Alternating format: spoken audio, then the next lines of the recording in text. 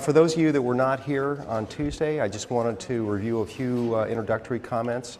This is Environmental Politics and Law. My name is John Wargo. I'm a professor of political science as well as environmental policy in the School of Forestry and Environmental Studies, the Department of Political Science, and I have an appointment in the college for which I chair the Environmental Studies major.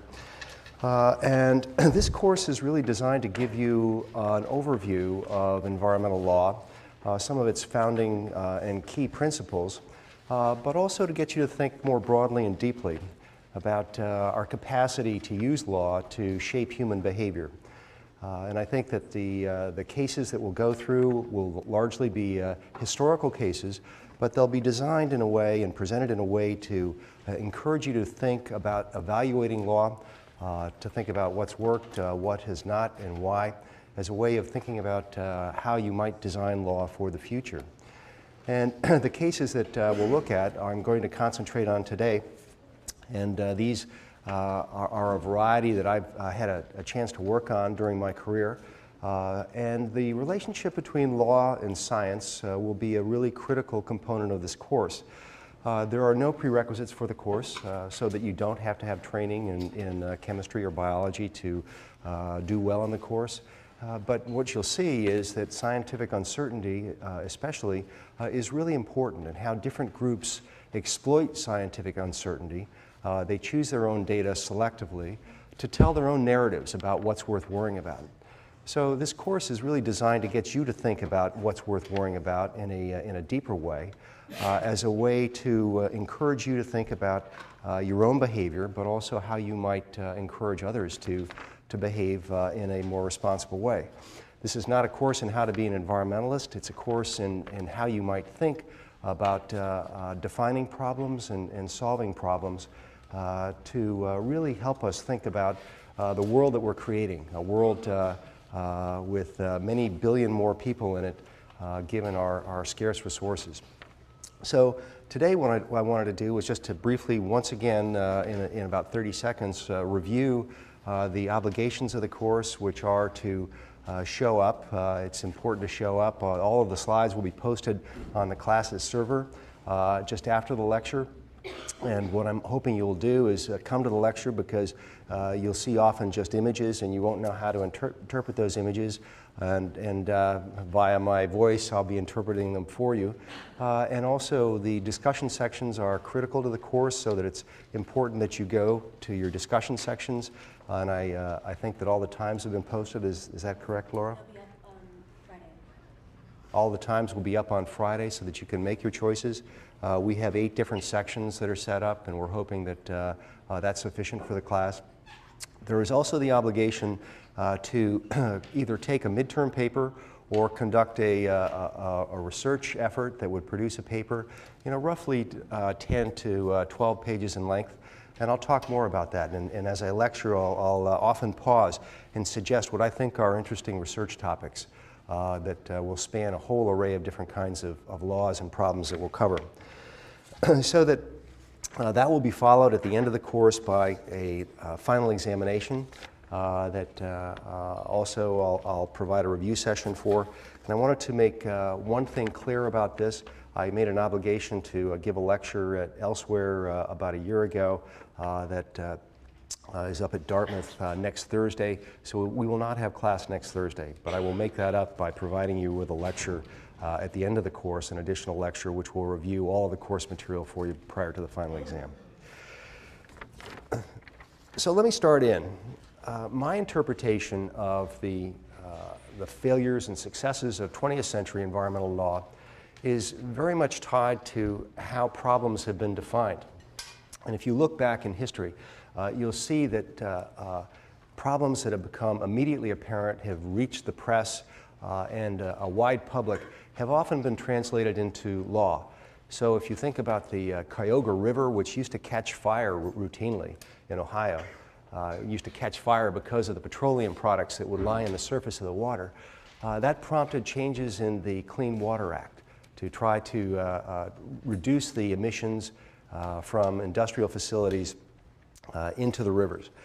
The Toxic Substance Control Act evolved after concern about a variety of events, as well as the Resource Conservation and Recovery Act that applies to hazardous waste sites, following the discovery that a canal that had been loaded up with toxic substances in New York State, known as Love Canal, had turned into a school site. The corporation had basically abandoned the facility, and it was turned over to the community, which built a school. And gradually this seeping, oozing toxic soup started bubbling to the surface of the playground and people's backyards and into their basements. And that prompted the passage of the Superfund law back in the 1980s. So in many respects, law follows public recognition of significant threat that is a surprise in a sense. But these laws evolved not in a systematic way. It was not as if somebody said, okay, we need air law, we need clean water law, we need toxic substance control law, we have to worry about hazardous sites. And what about all the federal land management responsibilities? How are we going to manage grazing lands, timberlands, access to minerals? How about private development? How are we going to manage new development, new subdivisions? Rather than there being some sort of a comprehensive vision about the nature of law that was specific, saying, okay, this kind of problem should be dealt with best at the federal level, as opposed to another kind of problem should be dealt with by states, and what about local governments? Which level of government has the best capacity to deal with which kind of problem? No one sat down and thought comprehensively about this. And the result is really what I think of as a fragmented patchwork quilt that's quite frayed of various statutes that are pieced together that have embedded within them different decision standards, as well as different levels of funding, and administered by a variety of different agencies. So when I talk about environmental law, you probably know that the Environmental Protection Agency has a primary responsibility to administer some of the core statutes like the Clean Air Act and the Clean Water Act. But there are many other statutes that deal with chemicals in the environment that give authority to groups like the Food and Drug Administration, the Consumer Product Safety Commission as examples, and often responsibility for one kind of a problem, and we'll see this particularly with respect to pesticides, is fractured among different agencies with responsibility to implement. So the Department of Agriculture has a responsibility to consider the benefits and cost to farmers of new pesticide regulations. EPA has the responsibility to look at toxicity data for pesticides and to judge what the risk is and to set the standards. The Food and Drug Administration has the responsibility to go out and monitor what's in the food supply so we know whether or not people are being exposed to dangerous stuff, chemical residues. So does this make sense? That absolutely does not. And when we get to the pesticide case, I'll tell you a story about how I tried to pull data together from the Department of Agriculture on what people eat, pull data together from the Food and Drug Administration about what residues they found in those foods, pull data from the Environmental Protection Agency together in a way that made sense to try to figure out what you or an individual might be exposed to and what your risk might be. The databases were all set up in different formats, using different software. It was a nightmare, and it took about 3 years to integrate the data sets in order to answer the simple question, what are people exposed to? So the patchwork quilt that's frayed, that offers insufficient protection, is a key image that I want you to carry with you. How we define problems often will result in the effectiveness of the solution.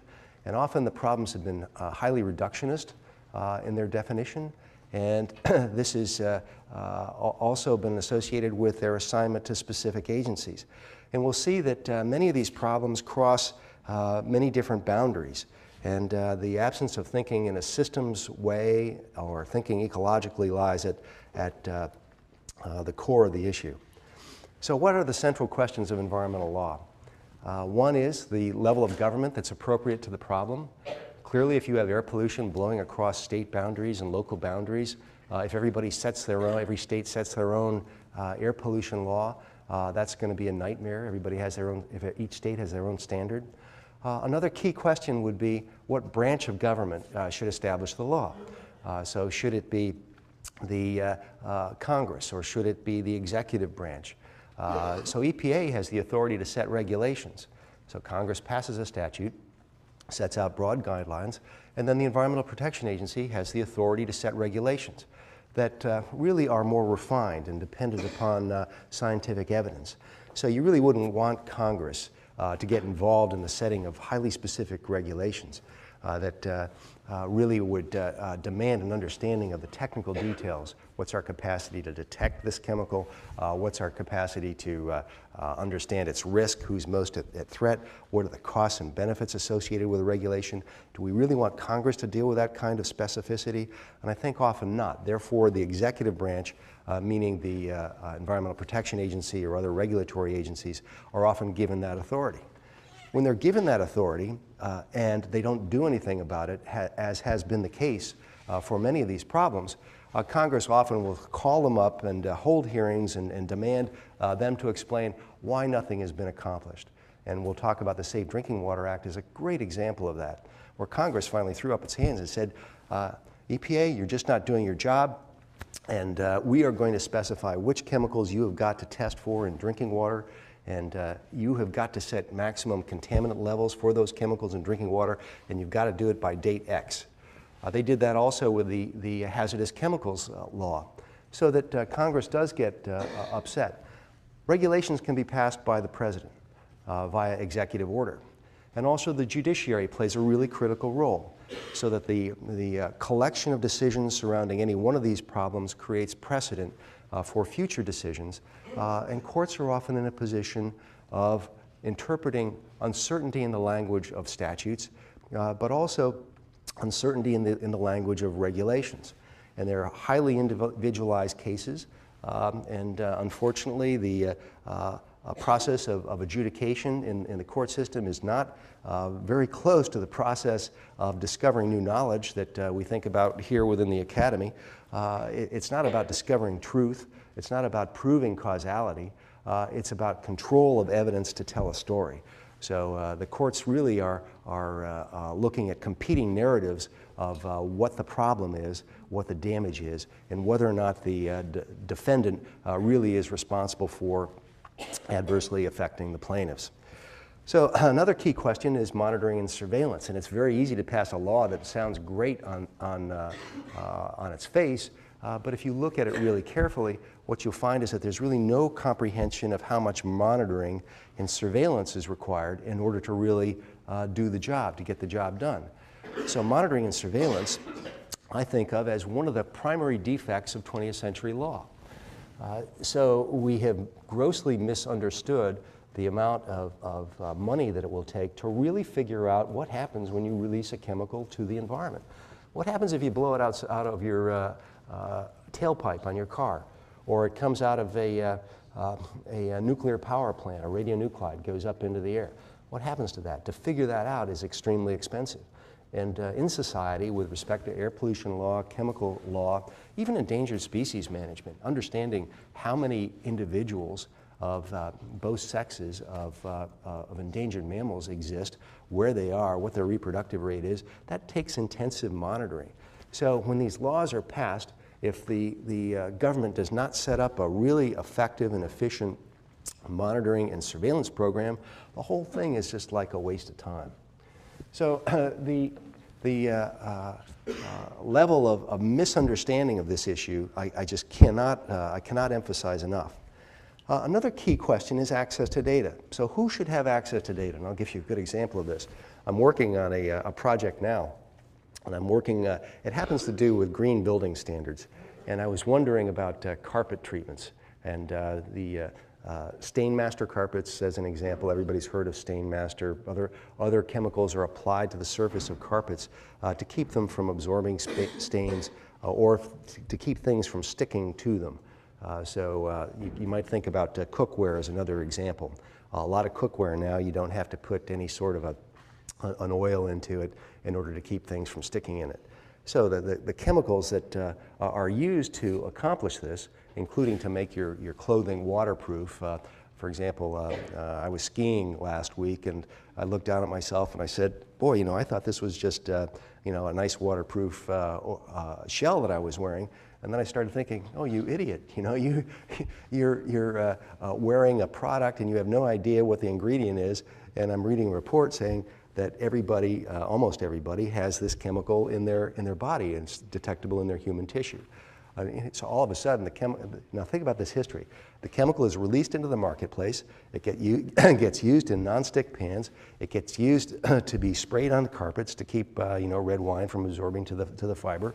It gets sprayed on surfaces such as clothing to keep people dry, so that the functionality has been the primary concern. Nobody asks the question, what happens to this chemical? Then down the road, somebody says, well, let's test blood, or let's test urine, or let's test body fat, or maybe even hair to figure out where this thing is going, or whether or not it's there. And they find, lo and behold, that it is there. And then to try to get the chemical out of the marketplace, which is now global, is a very difficult thing to accomplish. So access to data. I'm reading this report about this data, and one of the major corporations, DuPont, has been producing chemicals that have this effect, and they submitted a report to EPA. EPA put it up online, and I've got to show it to you. I haven't gotten it up in a PDF format yet, but I've got to show it to you because every page has the title of the topic, and then it has CBI written on it, with nothing else. CBI is the acronym for Confidential Business Information. So the information was submitted from DuPont to the Environmental Protection Agency, and the Environmental Protection Agency basically shuts down the public from understanding what that is. And it's all about how much of the chemical is produced, what the company knows about where it goes, and also what the health effects or environmental effects might be. So access to data, intellectual property rights, secrecy and confidentiality, these are all things that we really need to think about very carefully when we structure environmental law. Another key question, number 5, is should we allow preemption? Preemption is a really interesting idea that the federal government could prevent a state from adopting regulations that might be different or less restrictive than the federal standards. And the Clean Air Act is a great example of this because the Clean Air Act does preempt states from adopting regulations that are different from the federal standards with respect to vehicle emissions, power plant emissions, mercury emissions. And the state of California, however, was exempted by Congress when that statute was passed. And why is that? Well, it's because they have some pretty severe air quality problems. There are different patches in the country where air quality is very, very poor. And one is the LA Basin. Another is the Salt Lake Basin, and Houston, Atlanta, Chicago, New York. This area is out of compliance with Clean Air Act standards quite routinely. And you might think that this geographic and climatological variability is a pretty good justification for states to have the capacity, the legal capacity, to set their own laws. So the states have far higher pollution than the national average. So that thinking about what kinds of problems are amenable to having states have more authority as opposed to when do we want to centralize authority across all states and locate the authority with the federal government. This is a really important question. Another key question is administrative discretion versus statutory criteria. So when should Congress give the Environmental Protection Agency the administrative discretion to set standards? To judge whether or not the economic benefits are outweighing what the environmental harm might be. Should they have the authority to do that? So if you adopt a utilitarian standard that's cost-benefit balancing or, say, risk-benefit balancing, then you're basically giving the agency a lot of discretion to do their technical analysis and to try to figure out how to go through that balancing act. That gives them a lot of authority. As opposed to setting statutory criteria saying the risk shall not be greater than X. Say cancer risk should not be greater than 1 in a million. Or the decision standard within the Food Quality Protection Act that the agency must find a reasonable certainty that no harm will result from any pesticide.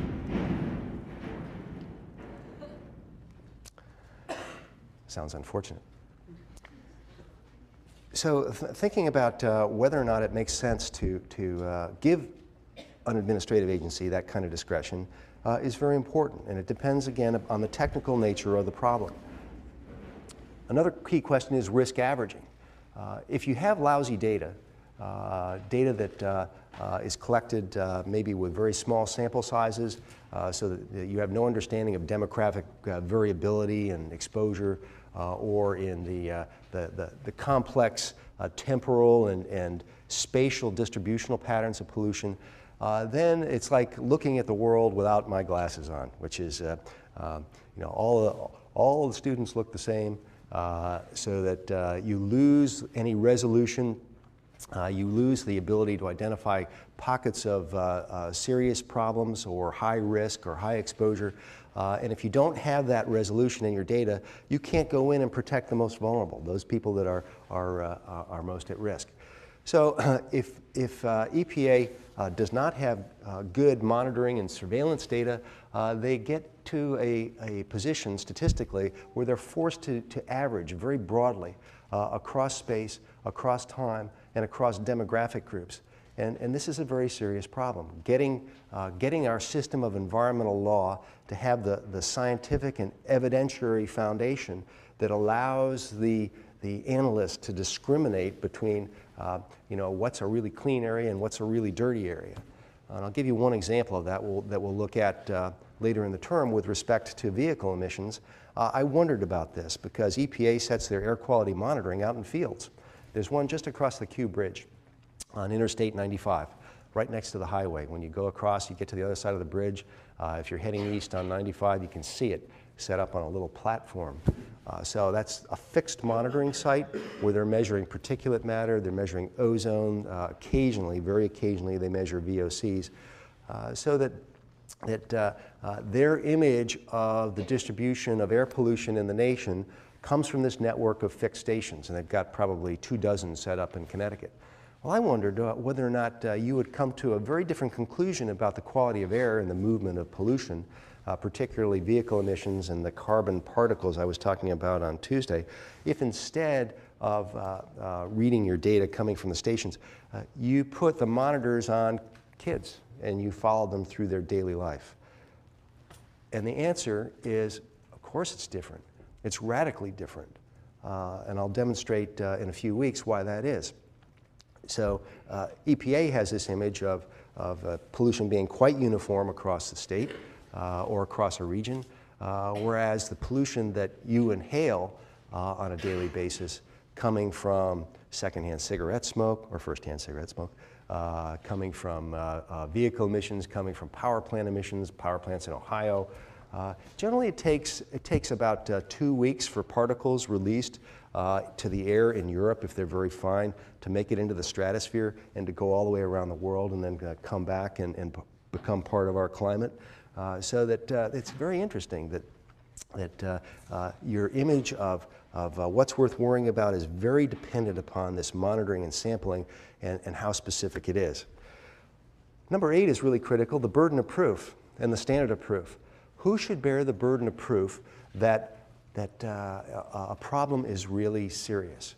Well, industry often claims that it's the public's responsibility to demonstrate that their emissions, their chemicals, their harvesting of a national forest, that is creating a problem.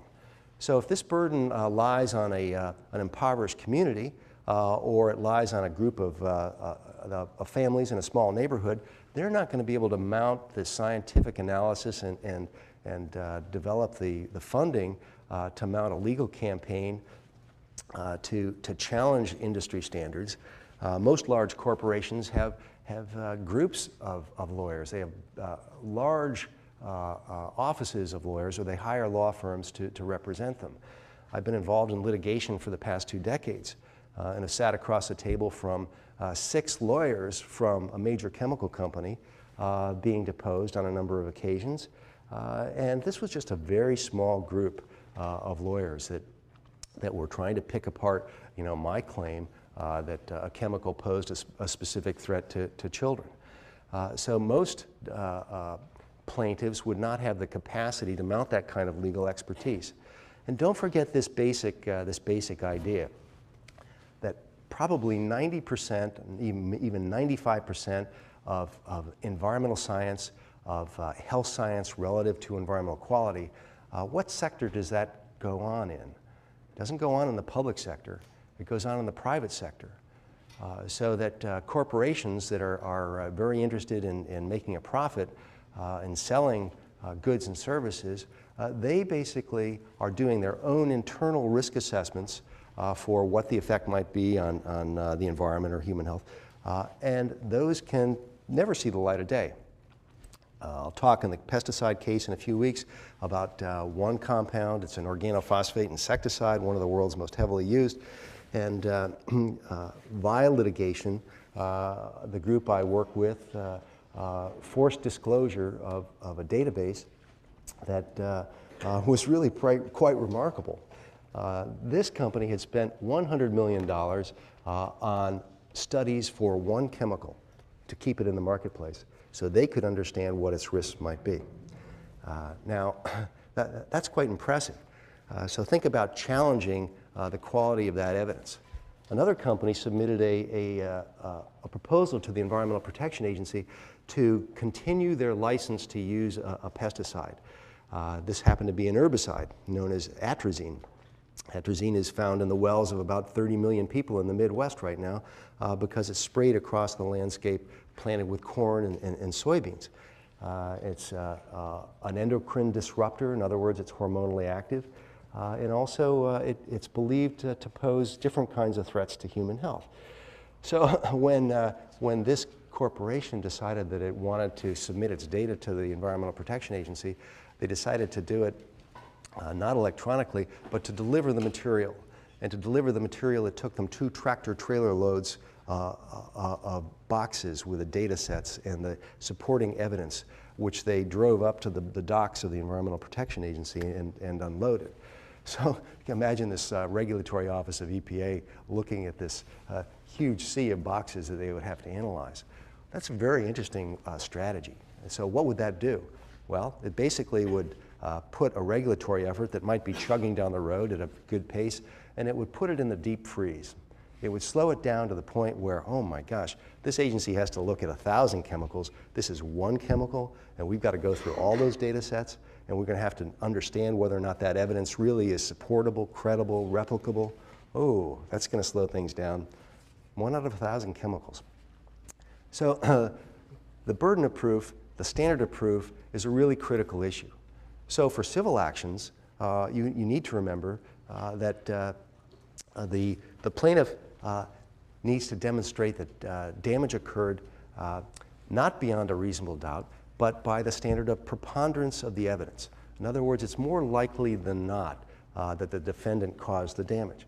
Think about that with respect to the standard of proof required if you wanted to submit a paper to Science Magazine. Well, you know, you'd be asked questions about, okay, what's your confidence interval? Do you have 95% confidence in the causal relationship that you're hypothesizing? Or is it 99% confidence? So that the standard of proof that is applied before a decision is made is a critical issue, and this can be adjusted if you're designing law. Also, national sovereignty to regulate foreign hazards. There are a variety of international standards set up to prevent the export of hazardous waste. So there's quite a controversy brewing right now about electronic waste being transmitted particularly to Asian nations, which are trying to recycle the precious metals out of computer equipment, old cell phones, and even though there may be only 75 cents per cell phone in terms of the value of those metals, there are some 3 dozen different metals that can be extracted from electronic equipment. And if they're thrown away or if they're burned, the material will go up into the atmosphere or it will make its way down into the soil and the groundwater. And also the people that are doing this, the people that are burning the plastic off of the electronic components and the metals, they are often exposed at a high level. So that's a very interesting problem. How could we regulate international trade? Well, this issue of national sovereignty is very important. Does one nation want another nation telling it what it can and cannot import? Does it want to demand that that nation adopt some sort of a universal standard? And the answer is clearly no. And finally, what criteria would we use to choose among the possible legal strategies that are there? So I'm going to skip really quickly now to a variety of different cases. And I'd like you to imagine a society with no environmental law. And by the way, that was the United States back in 1950, when we had no Clean Air Act, no Clean Water Act. And how would you design law in order to assure a healthy, productive, and sustainable future? That is a central question that I hope you can address by the end of the course. Now, imagine a society in the year 2010, as we sit here, where our law is fractured by problem and by media. So by media, I mean air, water, food, or by problem type, hazardous wastes or hazardous sites or pesticide problem. It's fractured by level of government. There's very little surveillance. It tends to evolve at a snail's pace. And a little anecdote there, in a variety of decisions to regulate or license an individual chemical or a new product, it often will take EPA up to a decade or 15 years to go through a review to determine whether or not that chemical is safe, whether or not it poses excessive risk, or what the economic benefit is if it's being reviewed under a balancing and cost standard. So that, now imagine this, out of the 80,000 chemicals that are out there in international commerce, if it takes EPA 15 years to review one chemical, what does that tell you about what their capacity is to manage your exposure to dangerous things? It tells you it's exceptionally limited.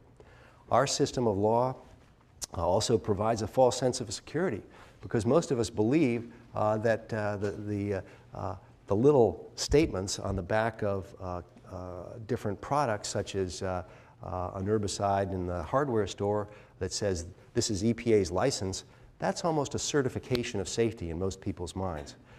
Many people think it wouldn't be in the marketplace if it was dangerous. People have reviewed this, right? Well, you know, by the time you're finished with this course, you will be thinking quite a lot about that problem. So environmental law is also highly specialized in the sciences, and as I just said, about 95% of environmental science goes on in the private sector, and what that means is that they have a leg up, they have a competitive advantage in controlling the narrative about the nature of the danger. So that thinking about how to set up an institution that really would produce science that would be publicly available, that would be transparent, it would be open, the data would be out there so you or I could review it. I mean, that's a big obligation. It's also highly politicized in its implementation. There are all sorts of stories about regulators inside the Food and Drug Administration, Occupational Safety and Health Administration, and the Environmental Protection Agency, and how they move at fairly high levels from the agency, Assistant Administrator for Toxic Substances in EPA, going to work for Monsanto. They'll go to work for Monsanto during periods of liberal administration, and then they'll come back into the administration during periods of conservative administrations.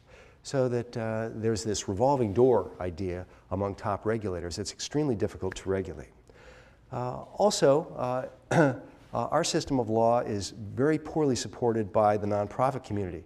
You may think that there's a large network of nonprofits out there that are playing the watchdog role, but you're wrong.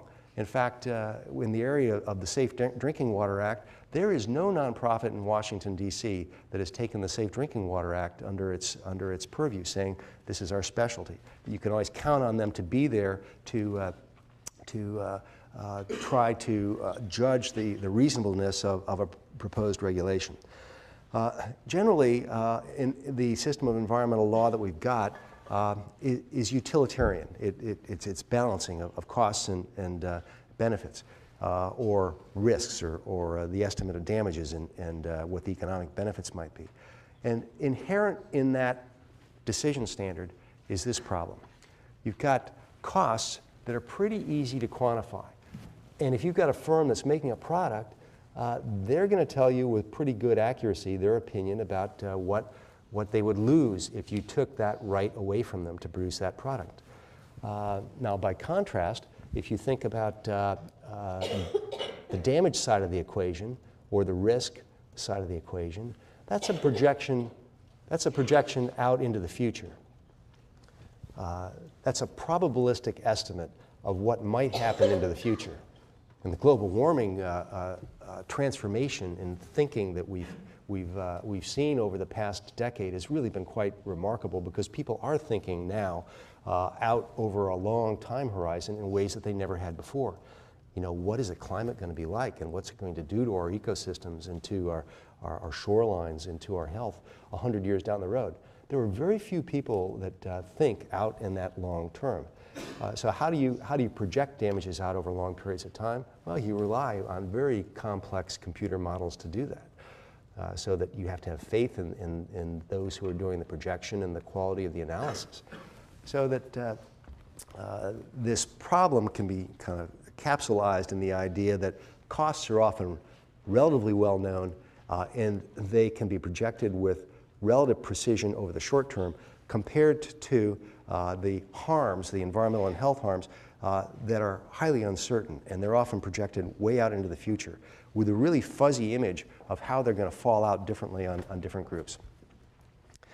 Also, our system of law, environmental law, has been trivialized, I think, by the concerns that we have over international security and terrorism. Basically, nobody was talking about environmental law for several years. Between 2001, following the attack on the trade centers, and 2004, 2005, environmental law came back to life.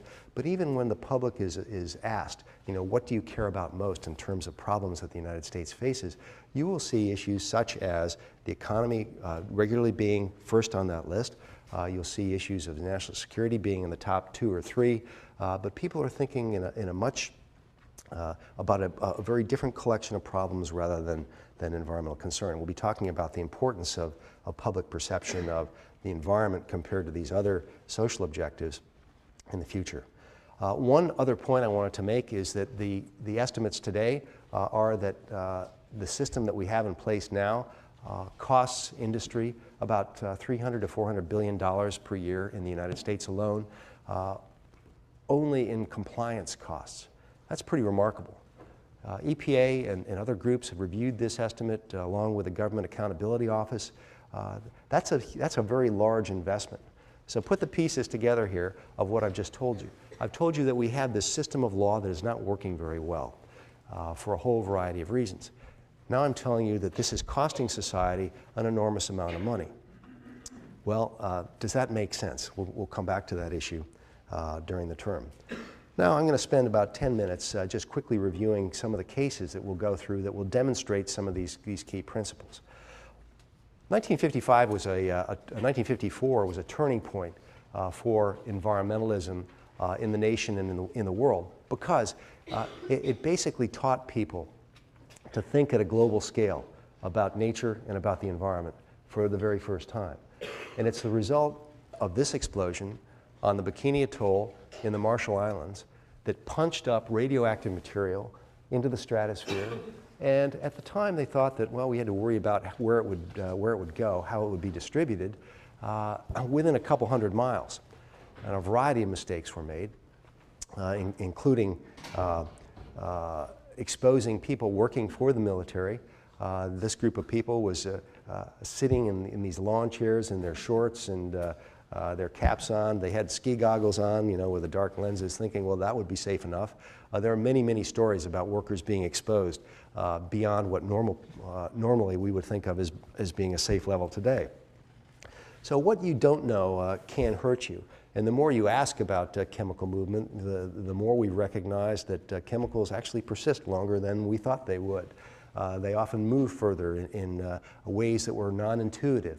Through ecosystems, marine food chains. They may get deposited in the landscape in different ways. We'll see next week when we take this story apart that one of the major surprises was that this material got into global circulation so that everybody in the world was exposed to radionuclides, strontium-90, iodine-131, cesium-137.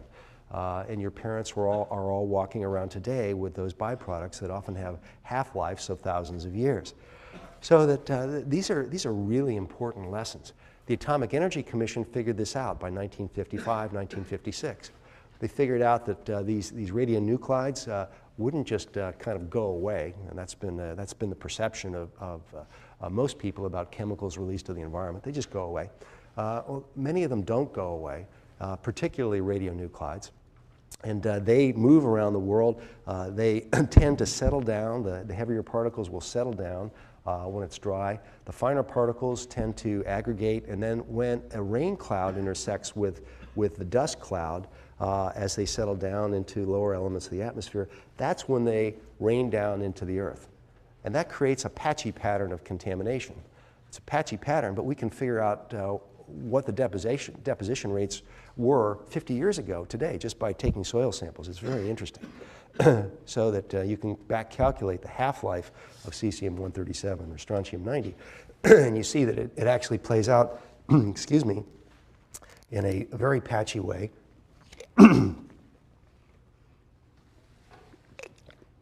That is dependent upon this intersection between the dust cloud and the rain clouds. So the number one failure that we'll see as we go through this case is a failure of systems thinking, a failure to think ecologically. But the Atomic Energy Commission was clearly thinking ecologically back in 1955.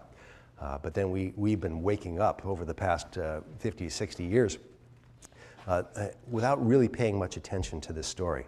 So that we'll see as the milk was tested and the ground soil contamination levels of strontium-90 were tested between the period of 54 and 1958, when more atomic bombs were exploded than during any other period in human history.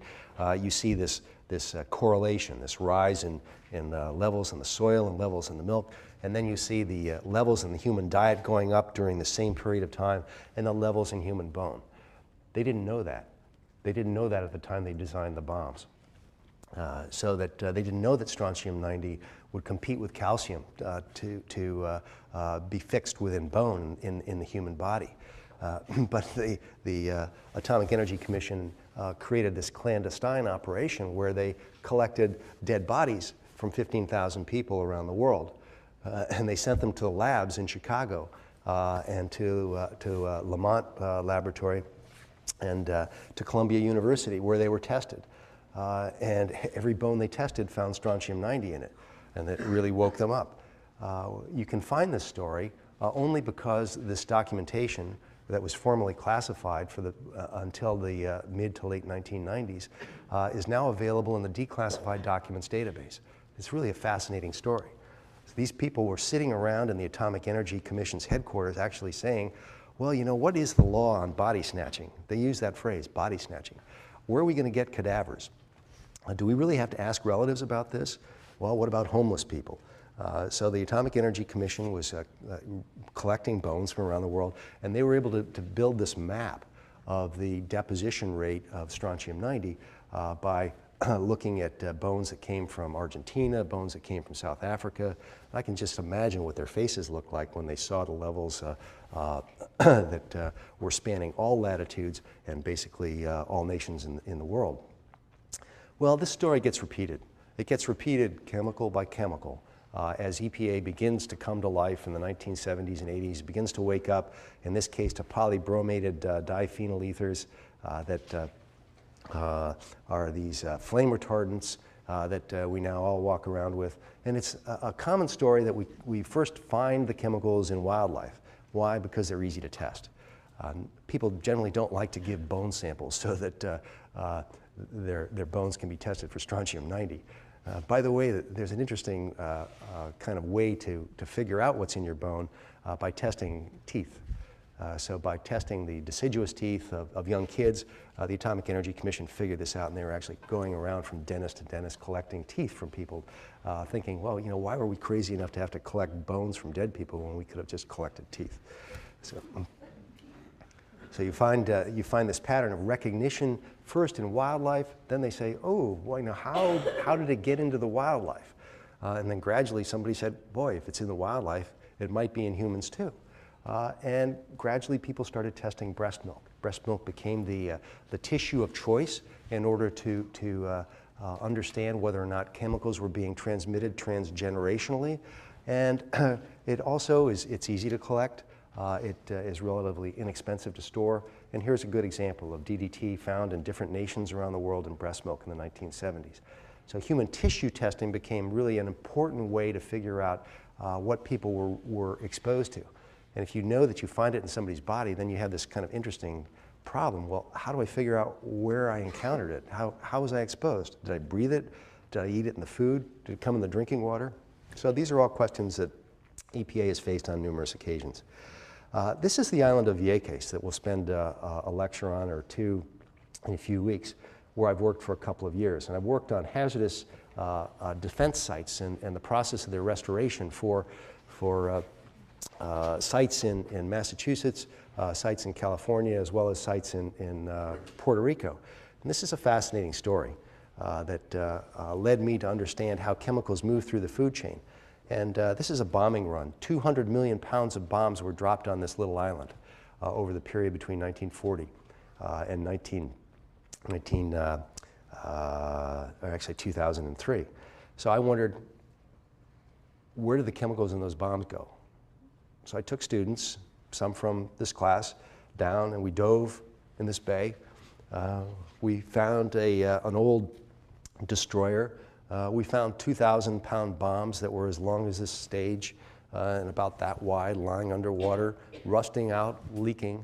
We found mounds of artillery shells. I remember one case where I was, my goggles had fogged up, and I came to the surface and looked around and looked and saw there was a tank on a hill that was only about 20 meters from where I was. And then I cleared my goggles and I looked down, and I was within about 2 feet standing on a pile of artillery shells. And I hadn't really put two and two together, but destroyers had sat offshore and for 30, 40 years were lobbing these artillery shells at the tank on the hill for target practice. And a bunch of them had missed and piled up in the same place. So they're still sitting there. I mean, I could take you there now. We could still see the 2,000-pound bombs. So the Base Closure and Reclamation Act that was established, it's closing down a bunch of these bases, has led the Army, the Air Force, the Navy to basically close bases, walk away, and clean up according to standards that they believe are safe. So this will be a story about standard setting that turns into a story about chemicals moving in the marine food chain. You've heard about mercury in tuna. You've probably heard about mercury in shark and large predatory fish, but you probably haven't heard about mercury in the array of tropical fish that exist in the Caribbean seas. Well, that's because they haven't been studied. People tend to look at the chemicals in the larger fish. They tend to avoid the study of this set of tropical fish because these don't comprise a large proportion of the U.S. average diet or other high-income nations that would fund this kind of research would not comprise their diet. So the problem I face in Puerto Rico is, wow, I know that these people eat a lot of these fish, and there are probably 24 that they eat on a routine basis. What happens to TNT, HDX, which are explosives? What happens to cadmium and mercury and lead and aluminum and copper and a variety of other chemicals that are components of munitions? How do they build up in fish? And is this population more exposed than others? So that island communities, whether it's the Marshall Islanders, the Seychelles Islanders, the Viequense, that have these diets that are very rich in fish, they can be more exposed than others. So I'm going to jump ahead here because I'm running out of time, and I'll come back to these and get to the final slide. Oh, I see how much fun we're going to have. I want to leave you today with one image. I was up in the Wasatch last week. I spent 8 days, 8 days in heaven, so to speak. If any of you have not been to the Wasatch, I encourage you to go there. This is just east of Salt Lake City, about 10,000 feet in height. And standing there, looking out at these magnificent mountains, I suddenly realized, given what I've told you today, chemical movement through the atmosphere, through the environment, I suddenly realized that the idea of wildness, the idea of purity, the idea of environmental quality that most people have, and most people value, it's really being challenged by the way we're using and abusing chemicals.